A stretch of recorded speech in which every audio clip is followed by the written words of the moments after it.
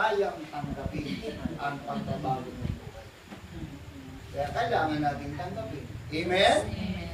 Kasi nga, tayo ay mula sa kadiliman, inilipat daw sa kaliwanagan, mga kapatid. Kaya blessed ang church eh. Kaya ito yung hidden treasure eh.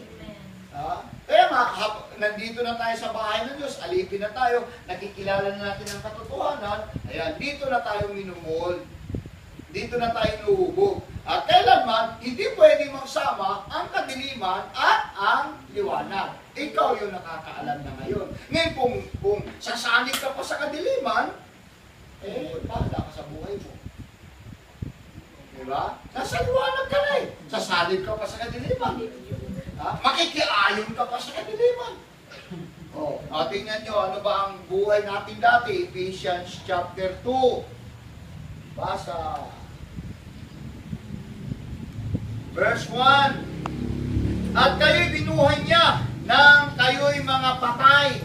Patay daw tayo. Ang tinutukoy dito, kasalanan. Hindi literal na katawan patay kasi buhay pa naman tayo eh.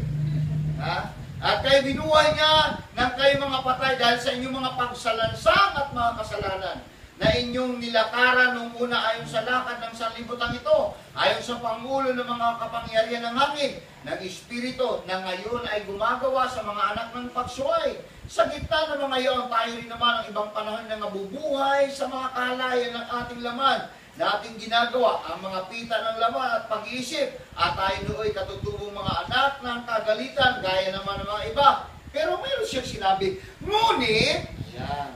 Ngunit, ang Diyos palibasa ay mayaman sa awa dahil sa kanyang malaking pag-ibig na kanyang iniibig sa atin. Bagamat tayo mga patay, dahil sa ating mga kasalanan, tayo binuhay na kalakip ni Kristo. Sa pamamagitan ng biyaya, kayo'y nakaligtas. Ngayon, kung yung verse 1 to 3, doon ka pa rin, ay wala, hindi ka binuhay mula sa mga patay.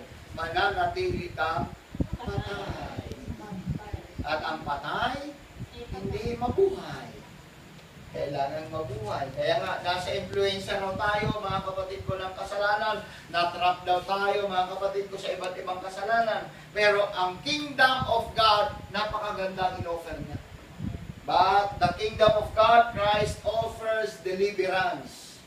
Kaya nasa tao na talaga yun, mga kapatid. Sasabihin natin, hindi na talaga mabago ang buhay ng taong yan. Kasi hindi naman kasi siya nagsisikap eh.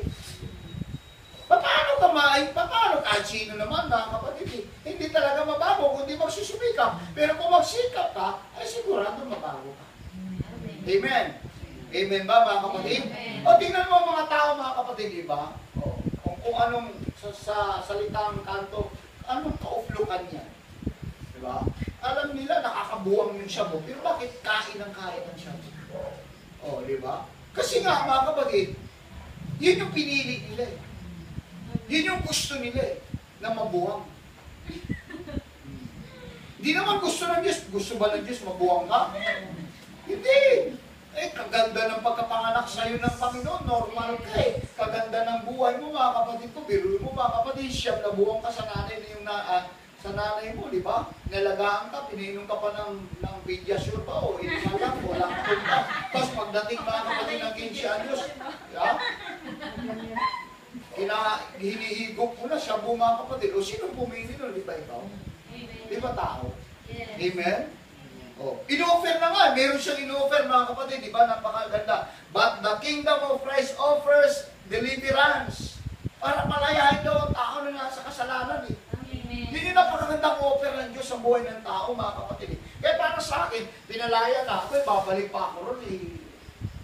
Mapaklay siya po.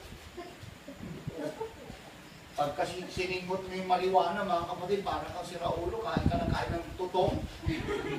Kahit tutong, pinakain mo, kahit ipis, kainin mo eh. Piprituhin mo eh, sasarap mo nga yung ipis, sarap ng ulam mo, baka. Bakit? Isabog ka sa marijuana eh. Yung manok na may kapitbahay mo, dinanakaw mo, at sabihin mo pa, akin yan, bakit sabog ka eh? Kung di ka ba naman, sa Bisaya pa, kulokoy. Totoo yun. Ay naranasan natin yan, mga kapatid eh. Diba? Kaya di nga ako natatakot sa ipis. Sinasangag lang namin yung ipis nun eh. Kasi lang kumakain.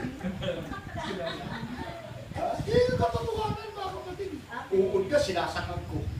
Diba? Yung uod sa niyog, sarap kaya. Pag ganun mo mga kapatid, parang pumustin ka na. Diba? Sarap rituhin nun.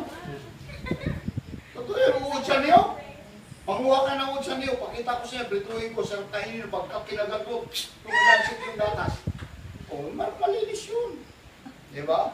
Kaya nga sabi ko, yun yung offer ng Panginoon, pinalaya tayo mga kapatid. Biruin mo yun mga kapatid, napakaganda. Kaya, ayaw ko, maraming tao mga kapatid, yung ayaw maglingkod sa Panginoon. Ayaw nilang treasure. Gusto nila ibang treasure eh. Yung treasure ng kapitbahay nila. Yun yung gusto nila makuha eh. Yung treasure sa Biblia mga kapatid, ayaw. Dami kasi treasure ng kapitbahay. Instant millionaire ka mga kapatid eh. O mang-abang ka lang dyan ng mayaman, papaluin ng 2 por 2. Totoo yan eh. Kasi gusto yung instant millionaire. Pero itong treasure na ito mga kapatid, abay nagpapasaya ito eh. Kahit wala kang pera, masaya ka. Totoo ba talaga yun? Kasi mangot nga ka pag wala kang kwarta eh. Pag hindi ka na ipasya ng asawa ko eh, mamaya, gaganon-ganon ka na. Ay, nakita nga ako sa iyo. Iba lang ngayon, hindi na si Aldab, hindi na Aldab eh. Yung ba na, parang nakita ko. Parang nabago ata, kahapon lang nabago. Nung hindi sila magkita, di ba na? Ano sa'yo? Hindi, ano ngayon, grabe yung, ewan ko ba? Pati mga taga-ibang bansa, nabuwang na sa palabas na rin. Pati mga tricycle driver, pati yung tindahan sana, close kami, Kalye Serena. Pati tindahan, negosyo, dahil sa kabalbala, di ba? Maraming, pagka mga kalokohan, ang dami. Mangaral ka. Wala. Mangaral ka sa bus. Mangaral ka sa kalsada. Naku. Mga buko. Nasira ulo na. Nasisiraan ng ulo. Gumawa ka ng maputi. Pero tingnan mo mga kapatid, pinaglulo ko lang mga tao doon. Ganun-ganun lang ako. Makita lang yung dimple. Sira na ang araw. Wasak na araw nila. Ngayon ka ng salita ng Diyos. Yun ang yung panahon ngayon. Bayaan ninyo sa linggo, yun yung mensahe na. Pagbabago ng panahon. Pagbabago ng panahon. Yan yung nagbabago na talaga ang panahon mga kapatid. Kaya nga, ang salita ng Panginoon, malinaw mga kapatid, na manakili. Mayroong nagsasabi mga kapatid na ang Bible mga kapatid hindi na relevant daw ngayon para sa pag-aaral, mga kapatid. Anong pag-aaralan? Anong pag-aaralan? Yung zombies, plants versus zombies. Pag-aaralan, yun ang pag-aaralan ng Bible. Kasi hindi na relevant ang Bible. Hindi na raw accurate. Hindi na raw, mga kapatid ko, mahalaga ngayon ang Biblia. Especially the 4 Gospels. Pero mo, may mga nagtuturong ganun. May mga nagtuturo, may mga nag-aaral sa mga ganyan. Naku, napakahalaga ng 4 Gospels. Pasimula ka si Jesus doon, tapos i-religion mo. Nandun nga yung treasure. Amen. Ay, maraming madadaya mga kapatid. Maraming madadaya. Sa totoo lang ngayon, laganap talaga. Yung kausap ko kanina, sabi niya, yung isa rito, pastor, nag-aaral, yung pera na nga eh. Dito ka na lang, pastor ka rito. Pera na, yan na, sinasabi ko eh. Pagka wala talagang basbas sa taas mga kapatid, aral ka ng aral, sino mag-ordain siya maging pastor? Yun na nga, lumusot na. 4 hours ba naman kami nag-uusap doon? Sino kausap po? Si Pastor Joey. Si Brother Teddy Agaray. Walang paspas yung mga nag-aaral doon. Paano kaya yun? Gusto mag-pastor yun. Sino kayo babaspas? Kaya, bubukod na naman. Susunod na naman sila sa yapa ko. Yan isang problema eh. Kasi hindi napapalaga na kapatid ko yung treasure. Amen. Kasi ito yung righteousness eh.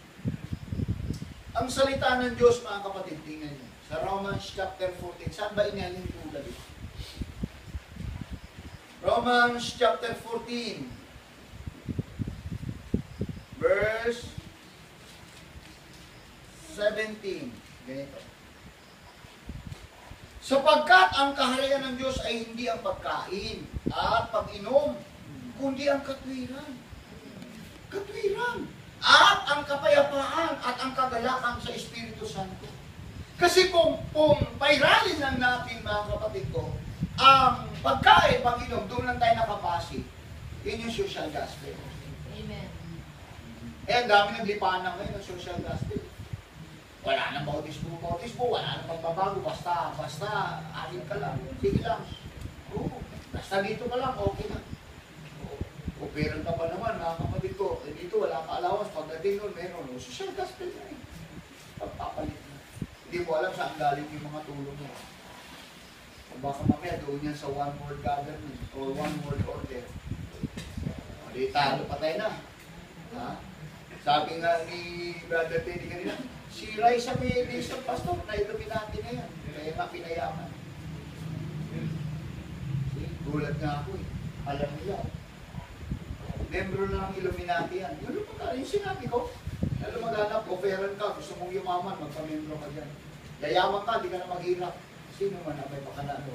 Lahat yan ginugulo ngayon para tatayo na ngayon yung isang tao na magpapakilala ng Antikristo. Malapit na yan.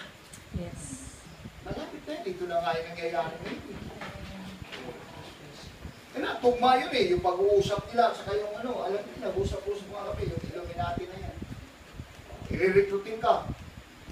So kung maya, wala nang hirap. Pero mo, dolyaris tatanggapin mo. Kaya mo, gusto mo maging manggagawa ron? Wala, hindi ka na maghirap. Magpamanilo ka, Brother Bear, ng pajero. Fortuner. Hindi ka na maghirap.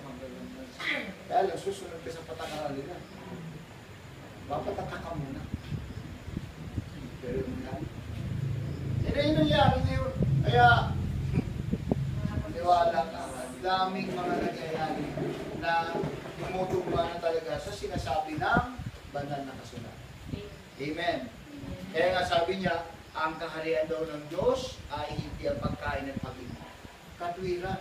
Ano yung katwiran? Katwiran ng Diyos. Hindi katwiran ng tao. Amen. O mamamatay kang dilat ang mata. Katwiran ng tao. Dito ka na lang sa amin. Dami supply. Hindi ka na maghirap. Kaya saan ka makakarating? Pupunta ka ng iba't ibang lugar. Libre lahat yun. Pupunta ka ng iba't ibang bansa. Libre lahat yun. Hindi ka na maghirap. Kung yun ang tama. Ang problema nga, mga kapatid, ang kaharian ng Diyos ay hindi raw sa pamamagitan ng pagkain, kundi katwiran at kapayapaan at kagalakan sa Espiritu Santo. Amen. Amen. Kasama ang Espiritu Santo. Yun ang nagpapagalak sa'yo. Kaya ka sumusunod, kaya inaayos mo ang buhay mo, di bali nang magkandahirap-hirap ang buhay mo, huwag lang mga kapatid mawala yung treasure sa buhay mo. Yes. Importante yung treasure. Yun yung ipaglalaban mo talaga. Ano yung treasure mo? Yung salvation nga. Amen. Yun ang ipaglaban mo. Kahit na ito mga kapatid ko, susubukin pa sa pamamagitan mga kapatid ko ng pagkain o inumin o tatong o ano pa mang yung offer ng sanlibutan. Kaya nga nang usap kami ganyan, paano yung pastor? Pagka na-approve na rito ang same-sex marriage, hindi na ako magre-renew ng pangkasal. At sabi niya, pastor, gawa na lang kayo ng bylaws. Kasi sa Amerika, kaya nangyari nun, ang mga pastor doon, hindi nakagawa ng bylaws na hindi sila pwede magkasal ng ibang kasarian. Kaya sabi ko, mawa kayo, pastor, sabi niya. Yan ang ano na sa akin. Ang sabi ko naman, pag dumating na yan dito sa Pilipinas, hindi na ako magre-renew ng pangkasal. Alam niyo ang gagawin na lang natin sa akin. Lahat ng gusto magpakasal, pakasal na lang tayo sa sibil. Yun na lang gagawin natin. Sibil na lang. Kasi sa gobyerno yan. Basta pareho. Yun ang payo. Eh ako, hindi na ako kukuha. Bakit? Kukuha kayo, magpapakasal kayo sa akin, wala naman ako lisensya. Hindi na ako makukulong. Kasi kukulo